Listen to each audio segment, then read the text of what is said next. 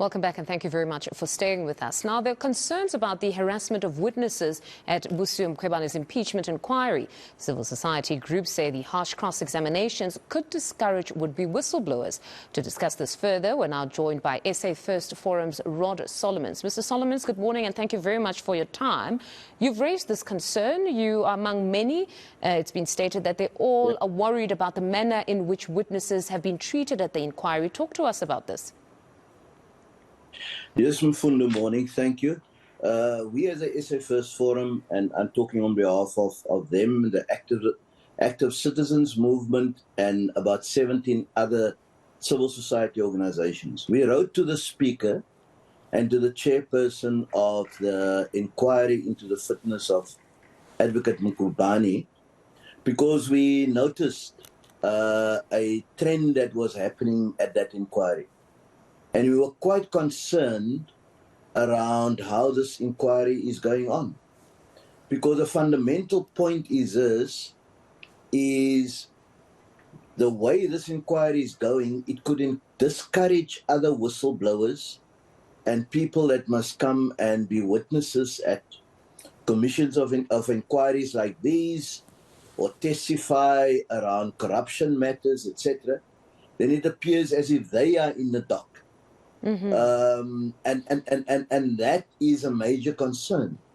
I'd want to share with you maybe the directives issued by the chair of this inquiry.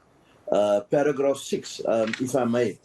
It says that no witness shall be subjected to questions, statements that bully, intimidate, harass, gratuitously embarrass and or deliberately embarrass and or deliberately insult the witness.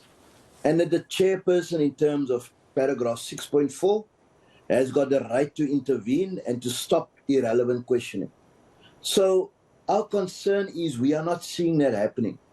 We are seeing, we get the sense that the chairperson is maybe intimidated by the legal representative of Advocate Mkhwebane, and is not doing enough to protect witnesses and to give witnesses a sense that they are there to assist the committee to find out the truth and to make a proper determination, and not that they are being questioned. What relevance is it to whether Advocate Mkhwebane is fit to hold that office, whether I have a matric and serving was at SARS? What relevance is it in terms of where I live, in terms of who I had meetings with? So our concern is that government and the President, the Minister of Justice, everyone is saying that whistleblowers are important. They highlight the importance of whistleblowers. They support whistleblowers. They will protect whistleblowers. But this inquiry is showing contrary.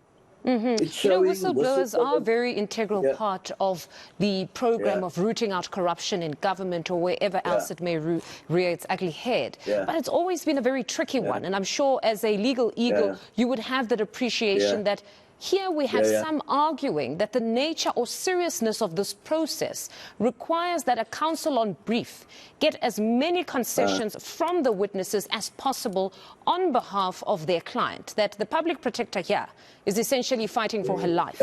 Beyond an impeachment, she could lose her livelihood and go on to be struck. She could be struck off. So she would have no means of taking care of herself beyond this point. So a counsel on brief, some others have said, needs to fight for the client, fully understanding the far-reaching consequences of an adverse finding in this respect.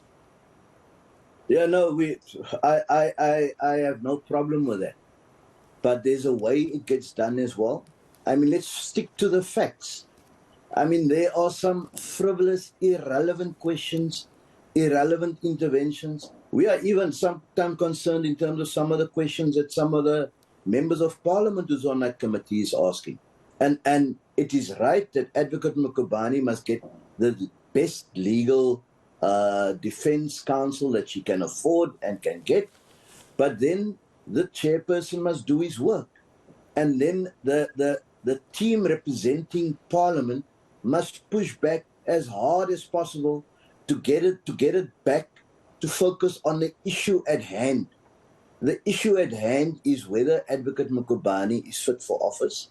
The issue at hand is not about the witness. It is not about Mfundu, whether she has only got 1 year or 2 years experience at eNCA. That is totally irrelevant. So our worry is that no, we can have the best anti-corruption strategies. The president can give his best speeches. Parliament can say whatever they want. If whistleblowers don't get a sense that they are protected and they are going to defend it, they are protected and they are not in the dock, they're not going to come to the fore. There is nothing wrong with the legal counsel determining whether a witness is telling the truth or not. There's absolutely nothing wrong with that, and pushing as much as possible. But you also can't traverse matters that were traversed in a open court of law continuously. Both sides of the divide argued the points. You lost the matter in all courts, from the lower courts up till the Constitutional Court. And then you come to inquiry, and then you want to raise the same points over and over and over that you've lost. Which have been settled. And the chairperson gives you, yes, and the chairperson gives you the latitude. The chairperson and I suppose we have seen that. And everyone watched that. And I suppose we have seen that, and they've cautioned against that, to say this is not a quasi-court. We're not going to rehear matters that have already been finalized in other courts, particularly the Apex Court, because it then seeks to sort of belittle those final judgments if they are to be ventilated in that forum. So it's a very thin line. So are you placing the blame perhaps here on the chairperson, that he needs to be the one that takes charge, that Advocate Mpofu can go as hard as he wants, but it will be the chairperson that ensures that the forum remains one that doesn't degenerate into a situation where witnesses are humiliated and private stuff is then aired? No, listen, in this instance, I actually don't have a beef with Advocate Mpofu. He is obviously pushing as hard as he can, and has seen how the envelope can be stretched, and he's done it. He's seen that the chairperson is giving in to him regularly, so that's what he's doing. The issue is how the chairperson is conducting this inquiry, and how parliamentarians are dealing with the issues. They need to focus. The fundamental issue that they need to focus on is whether this lady is fit for purpose, and whether she should be let go of. Obviously, we are of the view, and we've been of the view right from the get-go, that she is not the correct person to be appointed. We made that right from the start, even when she was shortlisted. We wrote a letter to the committee. But the point is, the chairperson needs to do what he's supposed to do. And if he tries and go toe-to-toe with Advocate Mpofu, unfortunately, Advocate Mpofu will maybe have him for breakfast. But the point is, he has got certain rights as a chairperson, and he must exercise those rights, and he needs to protect the witnesses. Also, witnesses determine whether they are liars or not. But the issue is, you can't let this thing degenerate to the circus that we're seeing it is becoming. Mr. Solomons, thank you very much for your time.